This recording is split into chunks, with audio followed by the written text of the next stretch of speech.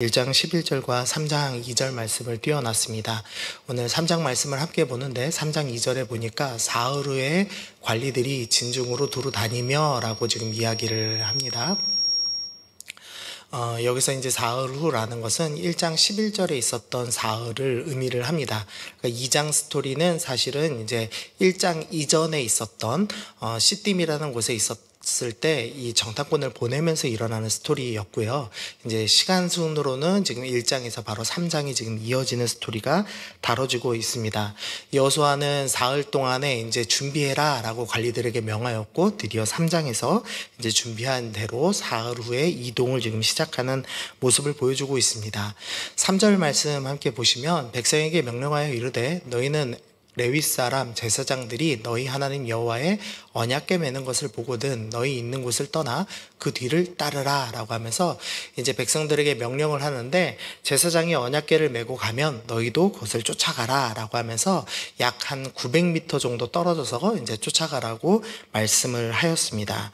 그러면서 5절에서 여호수아가 백성에게 이르는데 너희는 자신을 성결하게 하라. 여호와께서 내일 너희 가운데 기이한 일을 행하시리라 라고 말씀합니다. 하나님께서 기이한 일을 행하실 것입니다. 그래서 백성들은 그 성결로 준비해라 라고 이야기하고 있습니다. 그런데 이제 여기서 저희가 좀 생각해야 될 것은 기이한 일이 백성이 성결했기 때문에 거룩했기 때문에 생긴 일인가에 대해서 좀 생각을 해봐야 됩니다. 기이한 일, 하나님께서 요단강을 가르시는 그 놀라운 일은 백성이 성결했기 때문에 생긴 건가요? 아니면 하나님께서 백성을 데리고 약속의 땅에 들어가시기 위해서 행하신 일인가요? 하나님의 일을 행하시기 위해서 하신 것이죠. 즉 하나님께서 임재하셨기 때문에 일어난 일입니다. 그럼 백성들한테 왜 성결하라고 하느냐? 성결, 거룩이 능력이 있어서가 아니라 하나님이 임재하실 것인데 왕이 임재하실 것인데 이 왕을 만나기 위해서는 왕에게 걸맞는 예복을 입어야 하기 때문에 왕에게 걸맞는 수준의 거룩함을 준비해라 라고 말씀을 하고 있는 겁니다. 그런데 간혹 우리가 헷갈리는 것은 자꾸 거룩이 능력이다라는 잘못된 생각을 합니다. 그러니까 거룩은 하나님을 만나기 위한 준비에 불과한 것이죠. 그 간혹 이제 딸들을 길러보면 딸들이 이제 드레스를 참 좋아합니다. 그 드레스 입히면은 애들이 이제 한동안 그 엘사가 유행이었죠. 그 엘사 드레스 입으면 어떻게 되죠? 이제 얼음을 막 쏩니다, 애들이. 드레스를 입으면 능력이 일어난다라고 아이들이 생각을 하죠. 그러나 드레스를 입었다고 능력이 일어나는 건 아닙니다. 그런데 아이들이 드레스를 입으면 다 공주라고 불러주고 이쁘다라고 칭찬해 줍니다. 이유는 뭐냐면 그 아이의 드레스 때문이 아니라 그 아이의 존재가 내 딸이기 때문에, 왕의 딸이기 때문에 이쁘고 능력이 있다고 얘기하는 거죠. 그러니까 자꾸 우리가 거룩이라는 드레스 때문에 능력이 임하는 것이 아닌데 우리가 그 거룩이라는 드레스를 입은 것으로 자꾸 착각합니다. 그러나 분명히 기억해야 될 것은 기이한 일이 일어나는 이유는 하나님의 임재 때문이고 우리는 하나님과 함께 하기 위해서 그 거룩함을 준비한다라는 것을 기억해야 합니다. 그러니까 백성은 사실 하는 일이 아무것도 없다라는 것이죠. 그런데 이제 일을 하는 사람들이 등장합니다. 6절에 보니까 여호수아가 또 제사장들에게 말하여 이르되 언약궤를 메고 백성 앞서 건너가라 하매 곧 언약궤를 메고 백성에 앞서 나가니라. 하나님과 함께 일하는 사람들이 있습니다. 제사장입니다. 이 제사장은 어떤 일을 하느냐? 언약궤를 메고 먼저 백성 앞에 나가야 됩니다. 먼저 순종해야 하는 사명을 요구받았습니다. 또 8절 보시면 너희 언약궤를 맨 제사장들에게 명령하여 이르기를 너희가 요단 물가에 이르거든 요단에 들어서라 하고 15절에 보니까 요단이 곡식을 거두는 시기에 항상 언덕이 넘치더라. 궤를 맨 자들이 요단의 이름에 궤를 맨 제사장들의 발이 물가에 잠기자 이제 요단이 열리는 스토리가 나옵니다. 당시 지금 요단강은 가장 물이 많은 곳입니다. 이제 헬몬산에서부터 물이 내려와서 한 1km 이상 넓은 강이 되었습니다.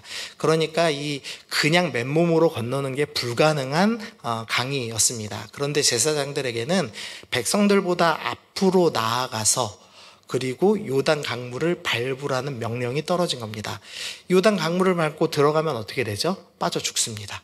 그런데 제사장들에게 너희는 믿음으로 물을 밟으라는 명령이 주어진 겁니다. 백성들은 물을 밟지 않습니다. 제사장만 위험한 물을 밟는 놀라운 경험을 주님께서 허락하셨습니다. 그리고 나서 17절 보니까요, 제가 좀 쉽게 세 번역을 넣어놨습니다. 온 이스라엘 백성이 마른 땅을 밟고 건너서 온 백성이 모두 요단 강을 건널 때까지 주님의 언약궤를 맨 제사장들은 요단 강 가운데 마른 땅 위에 튼튼하게 서 있었다. 제사장들은 물이 가득 차 있을 때 첫 발을 내딛는 그런 명령을 받았고요. 그 다음에 물이 갈라지고 마른 땅이 되자 요단강 가장 한복판에 서서 백성들 전부가 지나갈 때까지 기다리는 사명을 받았습니다. 우리 중에 하나님의 백성 중에 이런 제사장의 사명을 받는 자가 있습니다. 먼저 순종하고 위험한 일을 먼저 시작하고 또 모든 백성들이 안전할 때까지 가장 위험한 강 한복판에서 백성들이 지나갈 때까지 기다려 서 있는 명령을 받은 사람이 있습니다. 저는 이 시대의 제사장 역할을 하는 사람 중에 하나가 바로 기도하는 사람이라고 생각합니다. 그리고 특별히 가정을 위해서 기도하는 어머니들이라고 생각합니다. 여러분들은 먼저 하나님을 쫓아가셔야 되고 순종하셔야 되고 때로는 위험해 보이지만 내가 먼저 일을 시작해야 되고 또 모두가 안전할 때까지 나는 기도로 버텨 서 있는 그 일들을 감당하셔야 합니다. 그게 제사장의 사명이고 기도자의 사명이라는 것이죠. 그래서 오늘도 이 어머니 기도에 오신 우리 성도님들 기도하실 때 하나님, 내가 이 요단강을 건너던 제사장처럼 내가 위험할지라도 내가 아무도 알지 못할지라도 나는 먼저 순종하고 나는 먼저 기도하고 모두가 안전할 때까지 나는 기도로서 이 백성을 돕는 사명을 감당하겠습니다. 기도로 우리가 이 땅 가운데 제사장적 사명을 감당하는 믿음의 어머니가 되기를 소원합니다. 그렇게 오늘도 기도하시면서 우리 가정을 지켜나가시면서 오늘도 나아가시는 여러분 되시기를 소원합니다.